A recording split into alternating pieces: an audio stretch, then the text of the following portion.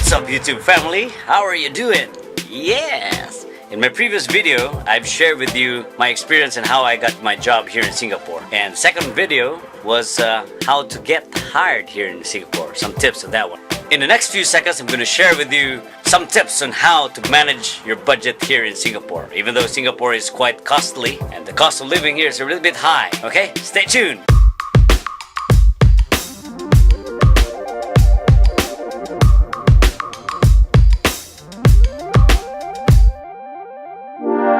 So today we're gonna discuss about the budget here in Singapore. Let's talk about food. And now I got two special guests imported from Germany and the other one is from Singapore. We have Melody and John. Yay! There, John. Well, we'll discuss about budget here. So since Melody is working here before in Singapore for quite some time, but 6 years. 6 years, right? And Joan is currently still here in Singapore. I think she's much ahead of me because we're in the same company before, right? How much is your budget every day before, as you remember? I always try to make sure that I cook my own food, do groceries every week. My budget was always around $50 a week. When you're here in Singapore, you have to make sure that you have that budget. If you exceed that one, then how about you, Joan? How much is your budget? Like $50 a week. We used to do groceries together. Yeah. That's a good thing. That's a good thing about that. If it would be best if you have a partner. Yeah. So you save on gas when you cook. Yes.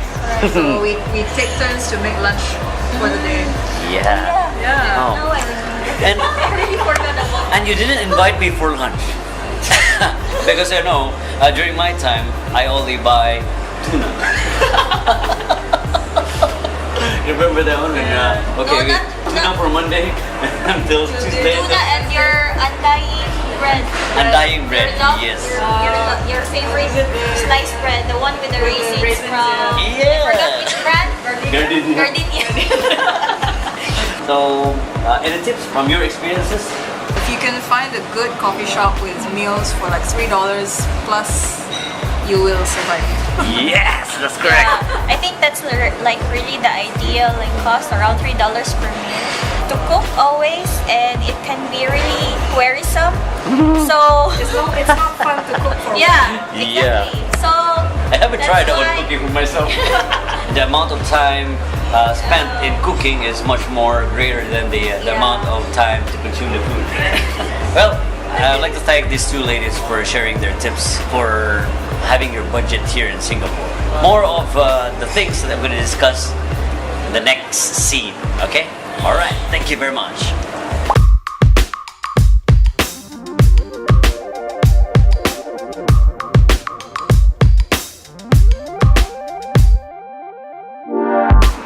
To be back. Well, I am working late tonight. I just got up from work and just right in time to create this vlog. So our topic for today is about your budget here in Singapore. How much is your actual budget every month? So let's talk about the transportation. If you try to use the application, I have a recommendation for you to use from streetdirectory.com. There's an application there for you to be able to see the map of Singapore. And the good thing about that one is that you can plot your origin, where you're starting and going to your destination, and it will compute for your actual transportation fare, whether you're using a train or the bus or you're taxiing as well. You can also use the application Explore Singapore MRT, and it will show the estimated time of travel and also with the fare. So download that application. That's a recommended one.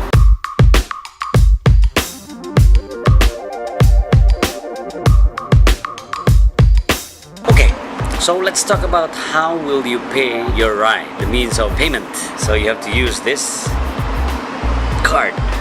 No, not the Batman card. This is my Easy Link card, okay? You can purchase this one in any of the MRT station. This one is being used in order for you to do your payment in every ride that you get. I think it's about $10 when you buy this one. You will have to put in credits on this in order for you to be able to use it. You can add credits here. They call it top it up.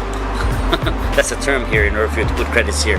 Top up. When you start using this one, all you have to do is to just tap it in any of the paying sensors every time you go to the MRT or to the bus. It looks like this one, like this, in order for you to have this one read. You can pay less rather than using your own cash. So I'll give you one example. My friend was taking a bus. She forgot her EasyLink. The bus driver was giving her the fare amount. The amount is about $1.45 for the whole trip. The sad thing was she doesn't have any change or coins on hand. The smallest bill that she has was a $5 bill. Oh no. The unlucky thing there is that the bus driver will not give you change for your $5. She doesn't have any choice just to drop that one there, the $5, and no more change. Keep the change. You have to make sure that you have coins and you don't have the EasyLink. But the best thing you have to do is to have the EasyLink on hand so that you will have no problems. Okay? Most of the rides here from the east going to the east and west. So it's about $1 plus. So if you're having a budget every day for about $2 or $2 to $2.5 every day, it depends on your trip as well. You have to have an allocation, a budget of about $100 to about $120. So every month, prepare that budget for your transportation, excluding taxi fares. If you're in a hurry to go to the office, then you have to take the cab. So an average car trip from my place to the office is about $20. Quite expensive, huh? So that's one way only. If it is possible, just avoid taking the cab. Okay?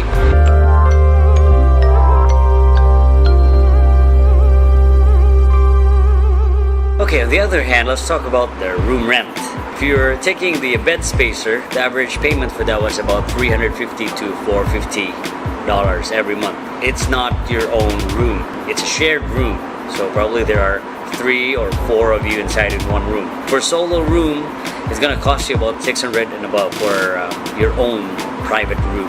We recommend don't get the private room. If you're used to getting your own private room, you have to pay the price. What I had before, when I first got here, we were about 6 inside one room. So we have to squeeze ourselves there. We were all lying on the floor, all lined up. It's like in the camp. The purpose of staying inside the room is for you to sleep. The rest of the day you're at the office or you're working. There's no reason for you to get the solo room or the private room. And if you want to go for more costly room, you can go for condominiums. If you want to try that one, it's a little bit more costly than the regular HDB. They call it the Housing Development Board here in Singapore. So we call it a flat for short. If you try to stay in a condominium, it's quite expensive, but the amenities are there. You can use a swimming pool and you can use the gym, work out and everything, and has a 24-hour security guard. Unlike the HDB, there's no security guard, it's just open. Next in line is your mobile phone. Press my mobile phone. Your mobile phone. So your mobile phone, you need to have an internet access with your phone. In Singapore, your mobile phone is useless if you don't have internet access here. The purpose of this, you can navigate your way here using the map. Everyone will message you. Instead of using the regular SMS, there are a lot of applications that's free. You can check your Facebook here if you have internet. There are seldom free Wi-Fi, so if you want to be on the go, you have to have a regular plan. That will cost you about $40 every month. So if you want to go for higher plans to have more free data, so all you have to do is to pay more. So $70, $60 more. So aside from that one, aside from your phone bills, you have your utility bills, PUB. We call it public utility bill. That one comprises the electricity, the water consumption, excluding your internet connection at home. So it's a separate thing. It will cost you about $200 to $300 every month. So you have to divide it between 4 or 5 of you. Then it's about roughly about $50 every month. And also, if you want to have Wi-Fi at home, you have to divide also. You have to have Wi-Fi at home for browsing, watching YouTube videos, watching my channel. So you need to have a Wi-Fi instead of your mobile data.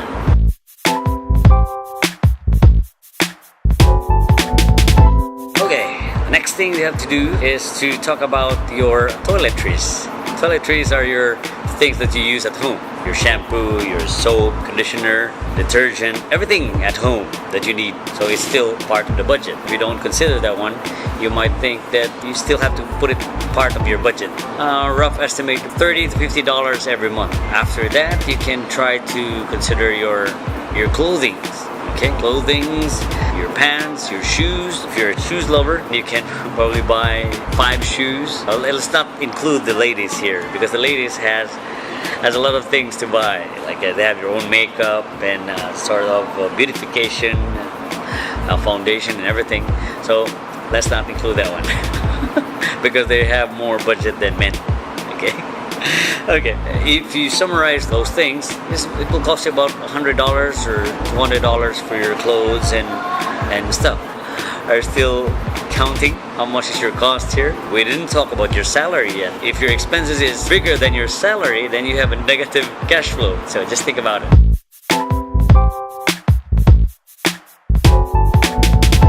I'm in the center of the screen. Okay, so aside from those things that we've mentioned, let's talk about the wants. Your wants. What do you want? So you want a new phone? That's usually the thing that you have to get here. New phone, new laptop, new tablet, the gadgets, additional cost for your budget. Okay, so if you want to buy a laptop, brand new laptop is about $1,002 or $1,003. If you want to go for expensive ones, you can go for $2,000 and $4,000. As a start, if you want to have a new gadget, you can just go for the least expensive ones. You can go for second hand if you like. Don't prioritize those new ones. Just set aside if you have an extra. If you have extra budget, then go for those gadgets because those gadgets don't appreciate. They depreciate in time. So every year or every few months there's a new gadget will come, like new phones, new tablets, new technology. Just be careful with that one. Let's try to break it down. So the first thing that we've discussed was the fare. It's about $100 and $150. The room is about $300 to $500, $450 to $500 for the food. Your PUB $50 each or less. Toiletries about $50, and your clothes, whatever you like, is about $100 to $200. Depends on your choice. If you want to go for expensive ones. You have new gadgets, new phones, cameras. It's part of the budget. Just don't prioritize that one. One thing, if you're sending money to your family, then it will still be part of your budget. It depends on you if how much you will send money back home. So if you're gonna send 1,000, if it's enough. Lastly, if you're working here in Singapore, get a portion of your budget as your investment. Look for any investment there at home so that you will not waste your money. Because your money is a seed. According to my mentor, your money is a seed. So don't spend your money in luxury. Okay? You have to plant that seed. So in order for it to grow. I think that's about it for the budget here in Singapore. If you're planning to be here, just think of the cost if you're willing to pay the price. So I think that's about it for today's vlog. And if you have some questions in mind, if you have some tips, like you have some experience here about budgeting here in Singapore, if you're working here, if you're staying here in Singapore, so let me know in the comments below. Probably we can learn from each other. Okay? To those of you who haven't subscribed yet, you can go ahead and subscribe to my channel. Okay? Just click on the subscribe button, and if you find this vlog helpful, you can just go ahead and click the like button, put thumbs up.